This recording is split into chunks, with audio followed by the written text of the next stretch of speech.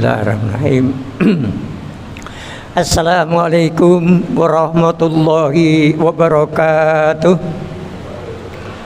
Innal hamdalillah nahmaduhu wa nasta'inuhu wa nastaghfiruh wa na'udzu billahi min shururi anfusina wa min sayyiati a'malina may yahdihillahu fala mudhillalah wa may yudlil fala hadiyalah. Asyhadu an la ilaha illallah wahdahu la syarikalah wa asyhadu anna Muhammadan abduhu wa rasuluh. Allahumma shalli ala Muhammad wa ala alihi wa sahbihi wa man tabi'ahum bi ihsanin ila yaumiddin. Qala Allah ta'ala fil Qur'anil Karim, a'udzu billahi minasy syaithanir rajim. Fazkuruni azkurkum washkuruli wala takfurun. Wa qala Rasulullah sallallahu alaihi wasallam, khairun nas man tala umruhu wa hasuna amaluhu wa sarun nas man tala umruhu wa sa'a amaluhu. Rawahu Ahmad. Ibu-ibu, bapak-bapak, dan seluruh jamaah sholat duhur yang insyaallah dirahmati Allah Ta'ala, tiada henti-hentinya untuk kita senantiasa bersyukur kehadiratnya. Alhamdulillah, di siang hari ini kita dapat melaksanakan satu kewajiban, yaitu sholat duhur tepat awal waktu dan bisa berjamaah di Masjid Raya Candi Lama ini.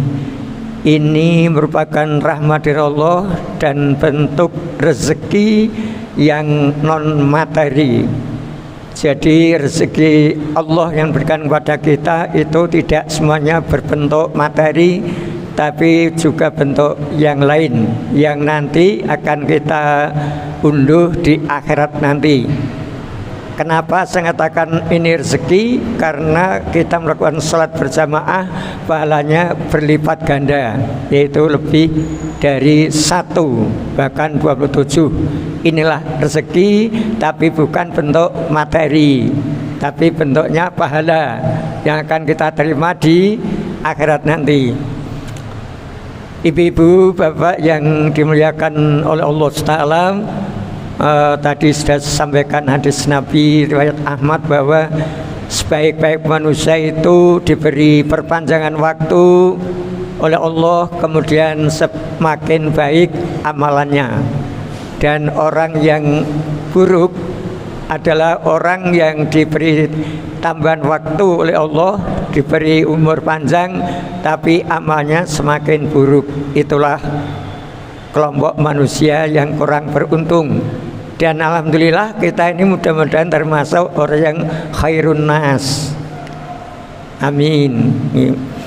Untuk selanjutnya, kultum inti di habis salat duhur siang hari ini saya sampaikan hadis riwayat Ibnu Abi Saibah juz 7 halaman 115, nomor hadis 34.448,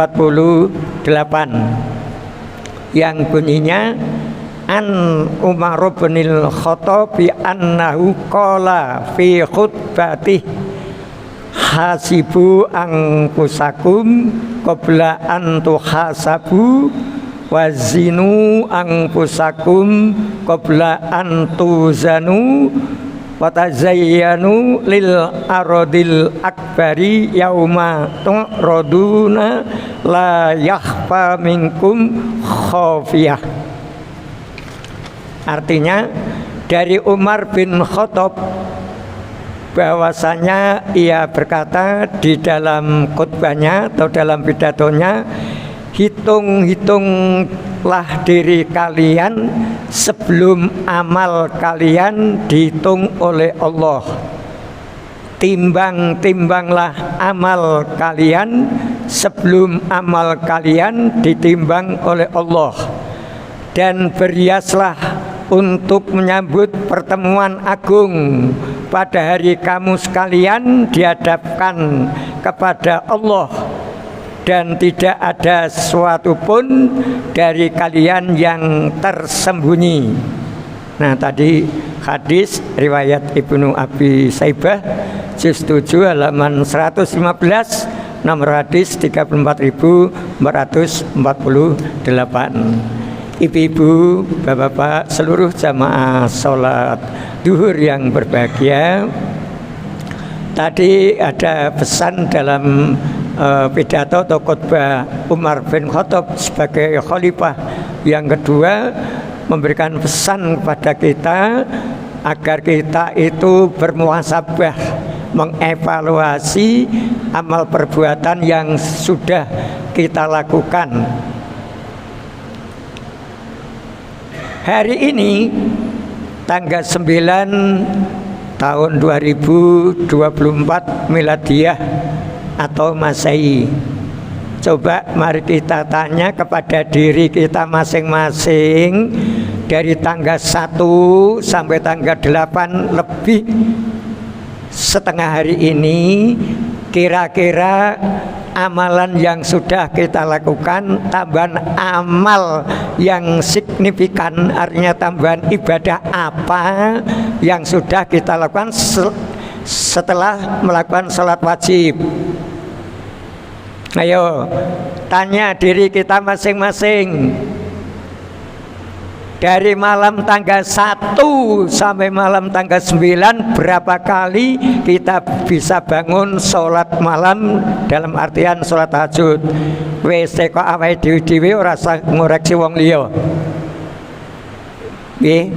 Ini tentang sholat. Kemudian yang puasa setelah Ramadan, puasa sunnah apa yang kita lakukan rutin sampai hari ini? Monggo. Hari ini hari Senin.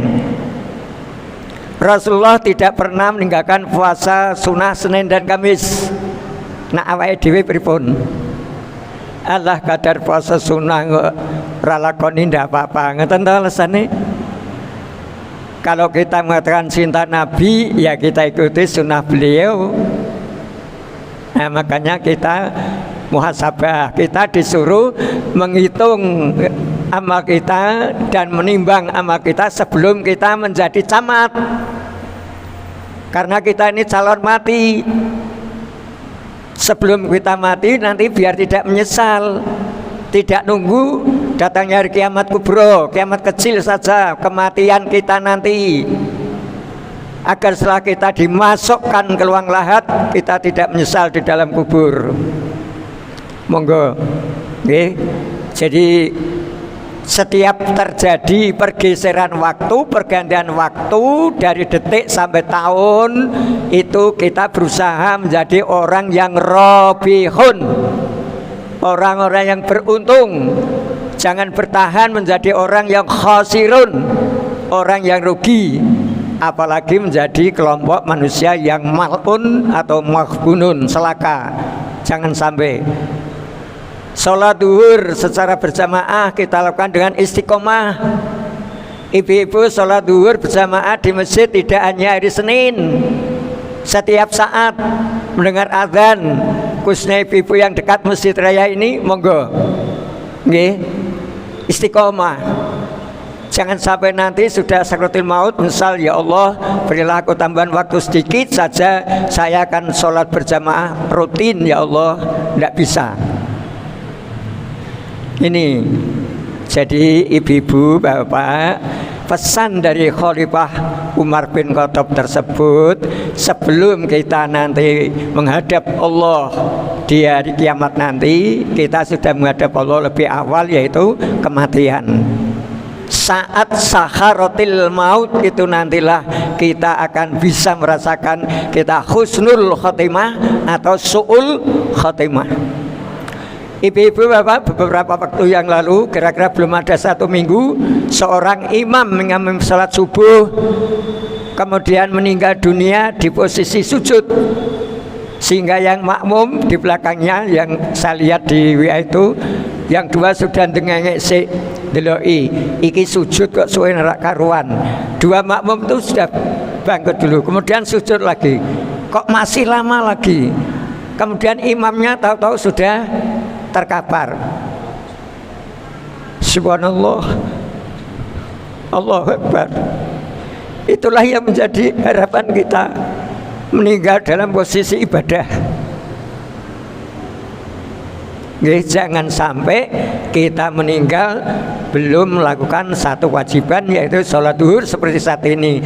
Kalau dengan sami ini termasuk orang yang beruntung, bisa sholat duhur berjamaah. Karena besok kita akan hisab terakhir, biar tidak makan waktu yang lama. Hadis ini sudah disampaikan oleh beliau Bapak Dr. Andes Haji Musman Tholib. Banyak kita kadang-kadang yang lupa atau kurang perhatikan. Mari kita menjadi orang yang cerdik.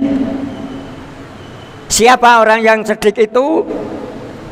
Dalam hadis riwayat Ibnu Majah dan Ibnu Abi Dunya, bahwa manusia yang cerdik yaitu manusia yang terbanyak mengingat kepada kematian dan terbanyak persiapannya menghadapi kematian itu. Mereka pergi ke alam baka dengan membawa kemuliaan dunia dan kemuliaan akhirat. Ibu-ibu, orang yang banyak ingat kematian itu tidak banyak berbuat dosa. Kenapa? Karena ingat bahwa saya saat ini nanti akan mati. Kenapa harus berbuat dosa? Lain dengan orang-orang yang banyak berbuat kesalahan itu. Rumangsane orang mati, jadi berbuat seenaknya. Nah ini, jadi kalau kita ingin menjadi hamba-hamba Allah, menjadi manusia-manusia cerdik, kita mempersiapkan diri untuk menghadapi kematian itu. Apa? Banyak zikir, sholat wajib, tambahi sholat sunnah. Habis sholat jangan cepat meninggalkan tempat sebelum kita membaca ayat kursi, sebagaimana yang diwasiatkan Rasulullah dan juga oleh Ustadz yang terkenal, yaitu Syekh Jabir Ali, menyampaikan, ketika kamu selesai sholat wajib jangan sampai tidak membaca ayat kursi. Kenapa? Karena barang siapa habis sholat wajib membaca kursi itu masuk surga tidak ada halangan kecuali kematian. Ya Allah, masuk surga seperti jalan tol, salam kanan ke kiri, cepat meninggalkan tempat, jangan sampai. Demikian Bapak Ibu yang dapat saya sampaikan, mudah-mudahan bermanfaat.